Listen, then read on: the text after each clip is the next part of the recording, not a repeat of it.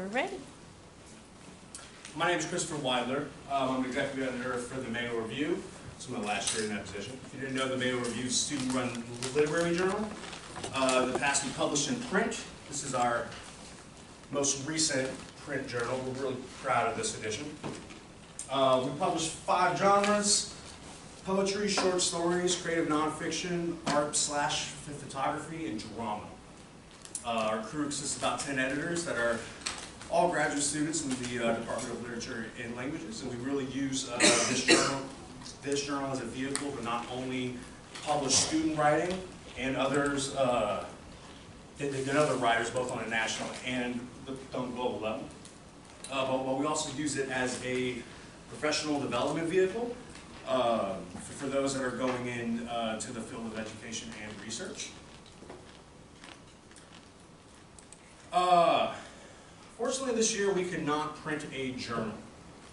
The funding granted from the student service fee from y'all last year, unfortunately, wasn't enough. It was either we hire a guest speaker or we print the journal, and it didn't seem right to get a guest speaker to promote a new issue when we couldn't afford to do so. That being said, we come to some realizations.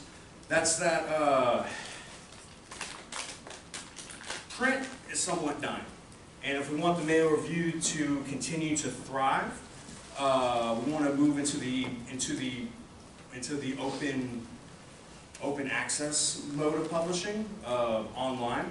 That way, it can significantly reduce costs, as well as continue to be a vehicle for professional development for the graduate students in literature and languages. Going online, going to open access is more in line where other journals are going. Therefore, we think it'd be a good idea. That way, the students that come out of that department are more prepared for that technological and innovative modes of publishing.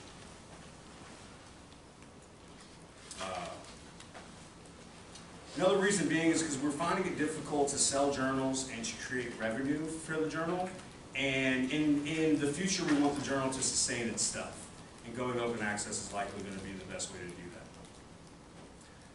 That's all I have for presentation month, so I'm happy to take any questions.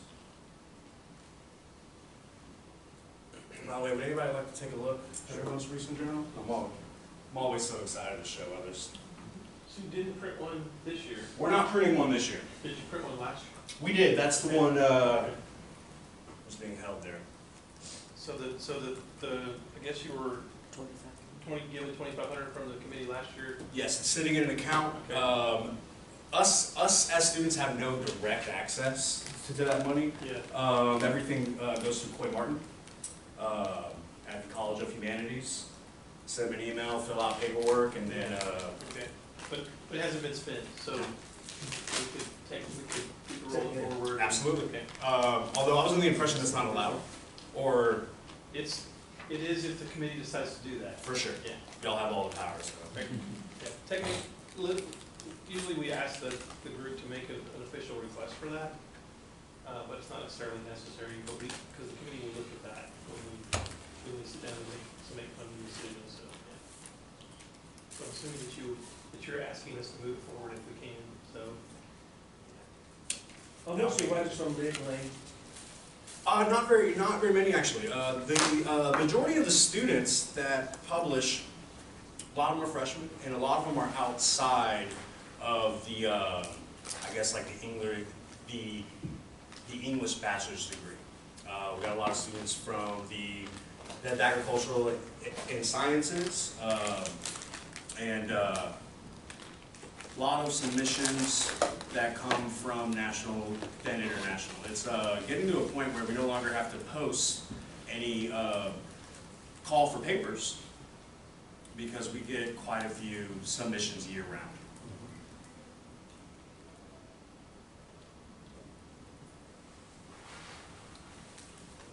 Do you sell these? Yes. The new issues are $10 a piece.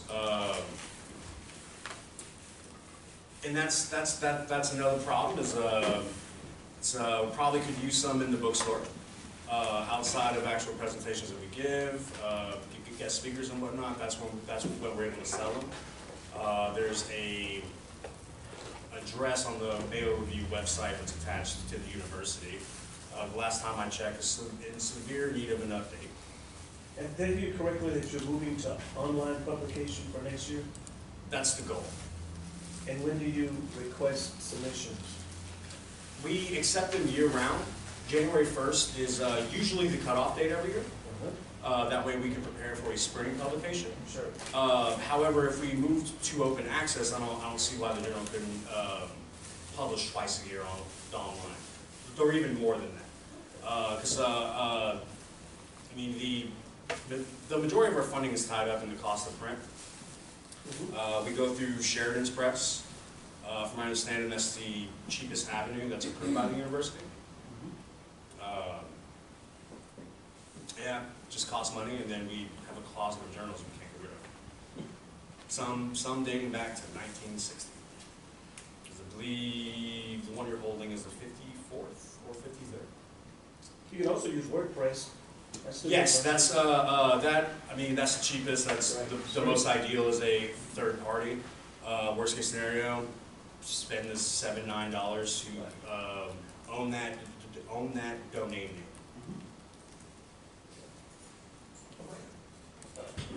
It's just the way I see it.